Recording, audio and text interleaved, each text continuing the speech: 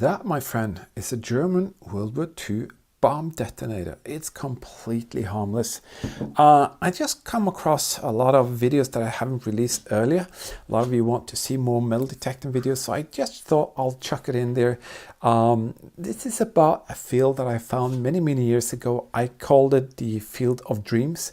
It's a location that nobody ever knew was there. Today it's fully developed, fully covered by a huge factory. There's nothing you can see whatsoever there today, but I did like 50 explorers there, and suddenly this video that you're going to see here today came across my mind, and I just wanted you to see it, as I said, because a lot of you want to see more metal detecting videos. If you want to help us to reach more people, watch the video in full. That is helping us tremendously with the YouTube algorithm. All right, let's go back in time, guys, and see what I found that day. Welcome to the History Hunters channel on YouTube. Everything you see here is about the Second World War and the relics from that time frame. Today I'm back at a very special location, which means a lot to me. It's a very unique, small sort of place where the Luftwaffe from the Second World War had an airstrip and an airfield. And I've named it the Flugplatz. And I'm falling in love with this place because it's got so many incredible things coming up from the ground. So bear with me today. It's a lot of rain and wind, so hopefully I'll be able to share some moments here with you from the past. This small field here contains so much history and so many relics. It's unbelievable. Here you can see this is a flare, and right there you can see it says December 1940, so that's probably the expiry date or production date. It's a signal flare which the German forces here at the airstrip used, maybe for signaling to aircrafts through the fog and things like that. Cool. Well, you keep opening those holes and you never know what's gonna come up. This one is easily recognizable. It's actually a gasket from one of the aircraft engines, and it could be an exhaust gasket because this part here is in brass. Gives off a tremendous signal. So probably a exhaust header gasket for an aircraft engine. Another small thing down in the ground.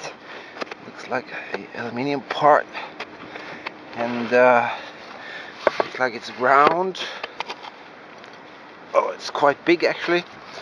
So I'm gonna dig a little bit around it and see if I can get it out from there. I'm glad it stopped to rain. Here we are. What could that be? Oh, it is a really squeezed, flattened bomb detonator.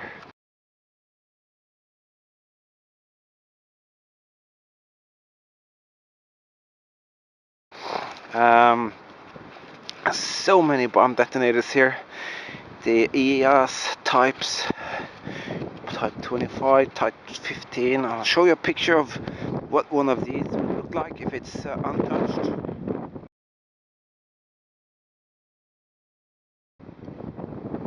Yeah, so you see this one is far from good, but I'll clean it up a little bit and let you see how it looks.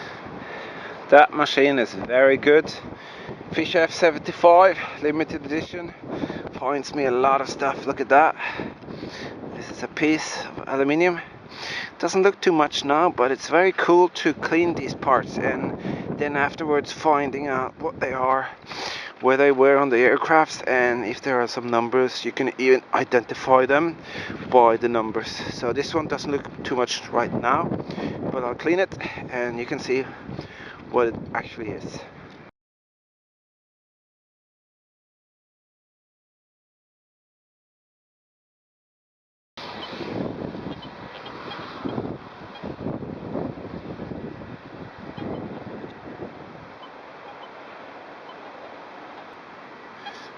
One more item here, round, so it really could be another bomb detonator. Let's see if we can pry it out. Yeah, it's loose. Yeah, Does it look like that? I'm not sure. Yes, it is.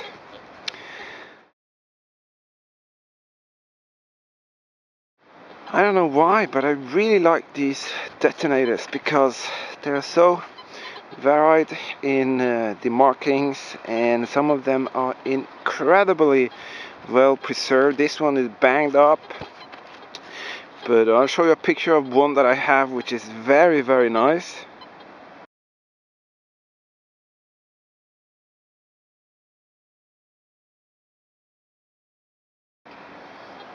There you go.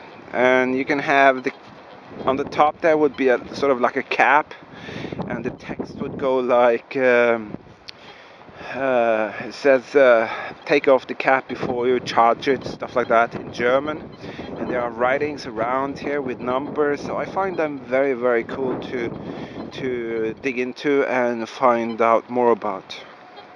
Cool, this is turning out to be a good day. Not a rain in the sight, no raining, no snowing, so okay, it's good.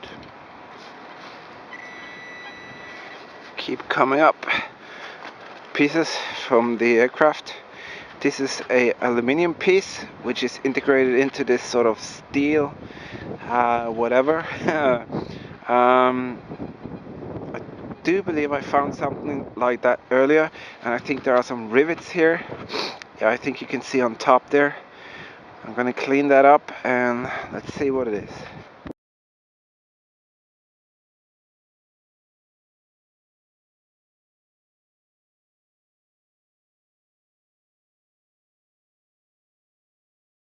That, my friend, is a German World War II S-mine display, and we create and give them away to our patron team members. This is a German Soldatenheim little shadow box. This is a 9mm munition box. Everything here is original. These are artifacts from the Second World War, and we give them away to our patron team members. If you want to check out how to become a patron team member, there's a link here in the video description where it says more. Just click that, then you click the link for the patron, and then you'll see how you can become a patron team member, and you will in the end up with something absolutely spectacular, some small artifacts from the Second World War, and we will share history in a very special way together. Just got this humongous heavy duty part here. I do believe that is some of the Panzer parts that was here, because after the war a lot of equipment placed here, and the Allied actually blew up some of the equipment, including some of the Panzers. And this piece here is so heavy duty, doesn't belong here in the ground, so it's probably a piece of one of the hatches or one of the actual Panzer itself. That's the problem with this place. Every time I come here, I have a backpack, and that backpack is being filled top up. You know, I got like 30 kilos in there already, so I just have to leave it there and pick it up later. Here we are, another small, exciting Luftwaffe piece coming up, and this time looks like it could actually be another aircraft part. That is very interesting. What is that? That is very interesting. Aluminium with some brackets things. Probably gonna clean up very good, and then we can find out whether there are some markings or anything on it.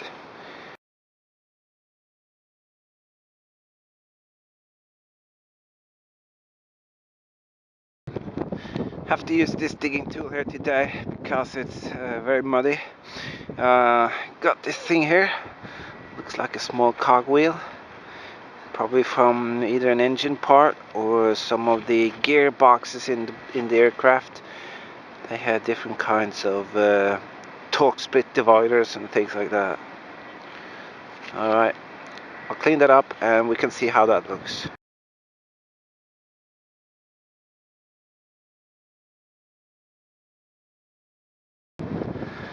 Keeps coming up more. This looks like a sort of a hydraulic sort of block with some fitting and tubing. Goes into this sort of centerpiece here. I'm not sure what this could be for. Definitely looks like some sort of aircraft part. I would guess that this type here would be like in aluminium if it was an aircraft, but maybe it was some sort of high pressure unit.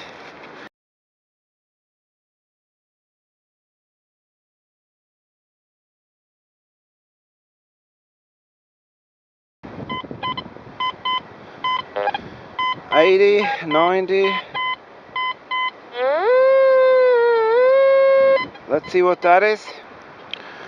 It's another flare, totally flattened, so not easy to see, but it looks like it's been a flare, signal flare, and it has the special serrated sort of outer contours there.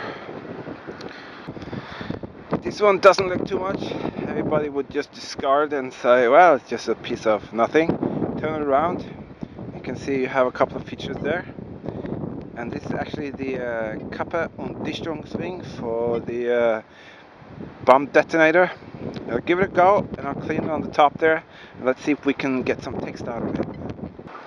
There you go. You can see it's something that actually belongs in this time frame. Produced 1936.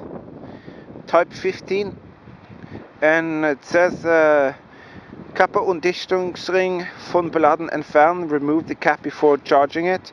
And on the bottom you can see the two sort of pin connectors that was on the top of the bomb detonator, and then suddenly it's not just a piece of trash, it's actually a piece of history with the small distinct details that difference this from old Coca-Cola cap. That is quite strange. A rubber thing. It's actually very soft, but there is still something down there. So let's see if we can find out what's in that hole. It's just a piece of something. Probably this one was connected to this thing here. Looks like some sort of vibration dampener or something. Yeah. Huh. Very strange. Nothing more? No. Alright, let's head on.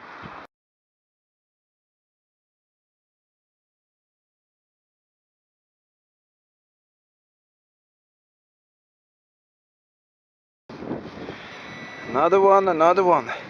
The problem with this location here is that I never know if I should dig like a really nice, good archaeologist, or I should just dig as fast as I can to get as much as I can, because I do have found some really nice relics here. Earlier I found an instrument for a Stuka, I found an instrument for ME 109, and now it seems like I'm finding one more of the bomb detonators here. So you see, you never know if you should dig, just grab them, get them up from there, take the next one, or just be very careful on each dig. But then you're gonna spend like 5 days just getting the small pieces. And here is another bomb detonator. This one could probably have the cap on it. Let's see. Yeah, let's wiggle it out. Here we go. No, it's not the cap, but at least it's complete. The cap could actually sometimes be left down there, but now we have this detonator here, and I'm gonna clean it anyway, and let's see what markings there are on. The most typical type here would be the type 25, but the type 15 is also so-called available here, so let's have a look at what that is.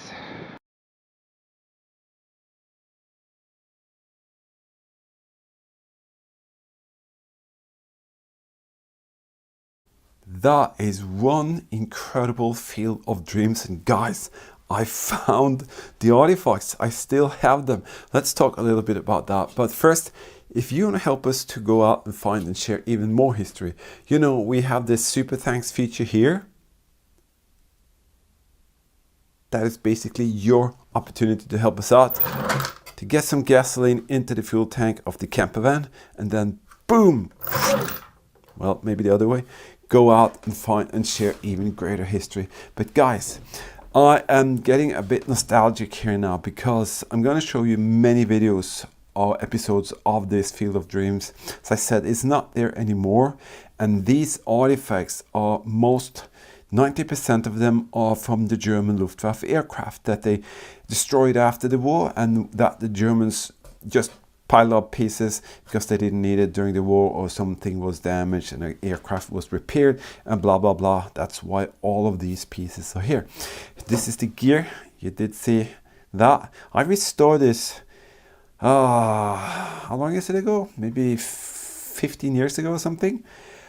And I had it in a cabinet in a shed, and I didn't actually know that. This is also where Eagle Eyes had his debut, joining me out there for the very first time. I think he was only 2 years old when he first started to join me to dig up stuff from that field, and believe me, I can remember that as it was yesterday. And there you have it. That's our catch of today. We have a truck full of relics, and my son is pulling it. Come on, pull it, go boy, come on, come on. That's so great. Do you want to say goodbye to everyone? Goodbye. Do you want to say goodbye? Goodbye. Goodbye. Goodbye. Yes, that was Eagle Eyes' truck that we filled up time over time and time again with artifacts. This thing here, you can see in the video that I found, still got it. This is some kind of piece from, could be an engine or something heavy duty. This is aluminium with a bronze fitting or bushing in there. Haven't got a clue. Some of them actually have numbers, so I have identified quite a few of them. And some of them have direct connection to different aircraft, like the Focke-Wulf there, and the Heinkel, and the rest of the German World War II aircraft that they had at this airfield. This piece here, you can see that I restored it, and these we haven't decided 100% what are. We think they could be French single flares, but they could also be starter flares that they use to start the engines by making a little explosion that turned the engine, and woof, we just haven't figured out. This thing here is most likely some kind of dampener. You can see this is the one with the number on the side there, and this is a bomb detonator. These are harmless. So what I'm going to do, every episode that I create now, I'm going to see what I can find in my shed, and I'm going to actually make you the future keeper of these, because you can see exactly where I find them in the field, and I will do maybe something like this, so you can actually have the original piece that you see in the ground, because I don't need them, but I want you to have them, and I'll make sure that it'll put it into context. Maybe we'll do something like this. You can put it like there, or have it in a static display on a little wooden shelf that me and Eagle Eyes will make, and in the end we give them to you. Because if you become a Patreon team member, as you saw, you can find the link to become a Patreon team member here where it says more. Just click that, and then here you'll find the link to become a Patreon team member. We give these away free to our supporters. We even pay the freight for you to have them, because we want history to be out there. So you can also give us a PayPal donation. You'll find the link here, and that's the PayPal link thing. We also every month give at least 2 of these to our PayPal donators, and you can check out the supporter videos in the beginning of each month, and you can figure out how that works. But we don't need them, and in the end we want these pieces to be out there with you guys. That's all it's about. Us do the research, travel, go out and find and share even more great history. All right, just follow the channel by subscribing, hitting the notification bell, and allow our notification to come through. A lot of you have been taken off as subscribers by YouTube. I don't know how that happens, so check if you are subscribed. If not, make all our notifications come through and allow them, and then you will be notified every time a video comes out. And you can also see if you will be the lucky future of some great World War II artifacts. Thank you all for being here. Thank you for watching the videos in full to help the YouTube algorithm make us grow. And then in the end, we will be able to share with even more people. Be sure there will be at least maybe 10 or 15 plus episodes coming during the future from the Field of Dreams. I'm going to create one episode after the other, and you have to excuse me, as I said, because the quality isn't that perfect. The sound is rubbish, but I couldn't afford a expensive camera, so I had a second-hand camera. I just kind of taped the microphone on the top so not too much wind would come through, and I held it with one hand and I digged with one hand, and I dug in the snow, in the rain, in 28-30 degrees Celsius plus. I dug in the mud, in the clay. Mayhem. But you know, I was very, very happy out there doing that, and I could do it like 4 or 5 times a week when I had time.